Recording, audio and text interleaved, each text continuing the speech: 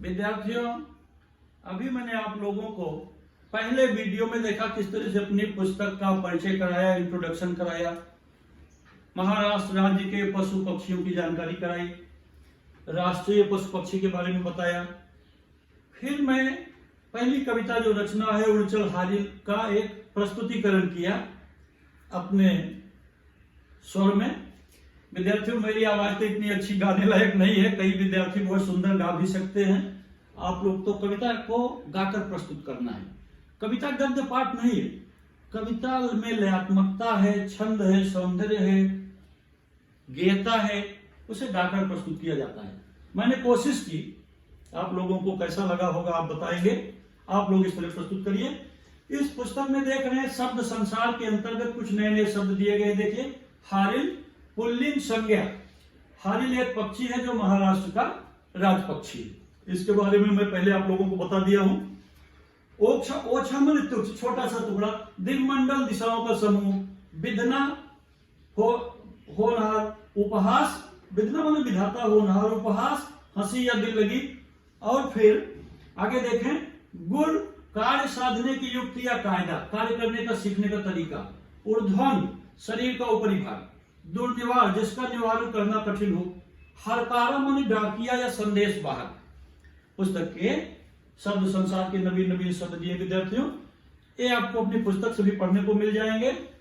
आप इन्हें याद करिए। प्रत्येक पाठ में जो कठिन कठिन शब्द है उन्हें आप याद करोगे तो थोड़े समय में आपके पास बहुत सारे शब्दों का भंडार हो जाएगा, अच्छा शब्द भंडार बन जाएगा। फिर आपको बोलने में, भाषण देने में, लेखन करते समय अच्छी सुविधा होगी।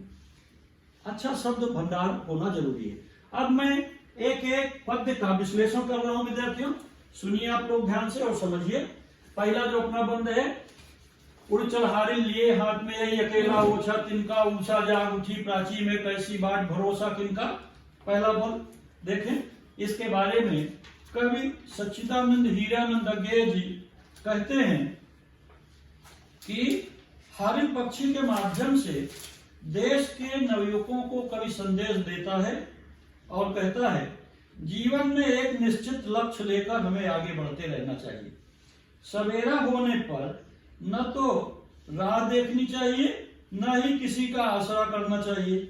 उड़ान भरते समय युवकों के मन से निर्माण का भाव कभी कम नहीं होना चाहिए और न ही जीवन की गति को कोई अवरोध आने पर रुकना चाहिए।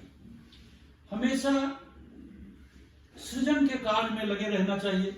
सूर्य जब पूर्व दिशा में निकलता है, उषा जाग उठी प्राचीन में, प्राचीन पूर्व दिशा में जब सूर्य निकलता है तो देखते हो पक्षी समूह किस तरह से घोंसलों से निकलकर यात्रा पर निकल जाते हैं। इसी तरह नवयुवकों को कवि संदेश देता है कि उन्हें आगे बढ़ते रहना चाहिए। कवि हारिल कविता के माध्यम से नवयुवकों से कहता है कि देश की भौगोलिक सीमा का अतिक्रमण कर चारों दिशाओं में फैलो और अपने पुरुषार्थ से अपनी उपस्थिति दर्ज कराओ। इसके लिए कवि के अनुसार तिनका भले ही ओछा हो किंतु निर्माण का प्रतीक है। इस तिनके में होनहार प्राणों के स्पंदित होते रहने की कल्पना कवि ने की है। तो युवकों को बिना डरे बिना घबराए हारिल पक्षी की भांति निरंतर आगे बढ़ते रहना चाहिए। अब इसका जो दूसरा बंद है देख रहे हैं, काप में यद्यप दसों दिशा में तुझे शून्य नभ घेर रहा है। इसके माध्यम से कवि आपको जो संदेश दे रहा है, हारिल के माध्यम से मानव को संदेश देते हुए कवि कहता है कि जीवन में बहुत सारे उतार चढ़ाव आएंगे, उसमें भयभीत नहीं होना है, रुकना नहीं है, घबराना नहीं है। असफल होने पर भी लोग उपहास भी करते हैं, क्योंकि जीवन में हमेशा सफलता नहीं मिलती विद्यार्थियों।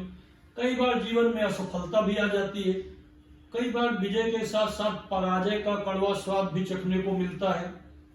विद्यार्थी पढ़ते हुए कई बार असफल हो जाता है, फेल हो जाता है, मगर जो लोग निराश होकर बैठ जाते हैं कि अब हम कुछ नहीं कर सकते, वह सचमुच ही कुछ नहीं कर सकते। मगर जो लोग उस निराशा से, पराजय से, हार से सीखते हैं, एक बार असफल हो गए तो अगली बार सफल होंगे और बड़ी सफलता मिलेगी। तो कवि इसी तरह से नवयुवकों को इस कविता के माध्यम से संदेश देता है। व्यक्ति को जीवन पथ पर आने वाली कठिनाइयों से बिना डरे उसका सामना करना है। मानव के आत्म गौरव को यह कहकर कर जगाता है, पहले भले ही तू मिट्टी था, महत्वपूर्ण था, किंतु आज तुमने मिट्टी पर नियंत्रण कर लिया है। पहले भले तू संसार स्वरूप था, किंतु अब तुमने स्वयं सृष्टि की रचना यानी सीखने का गुण समाया हुआ।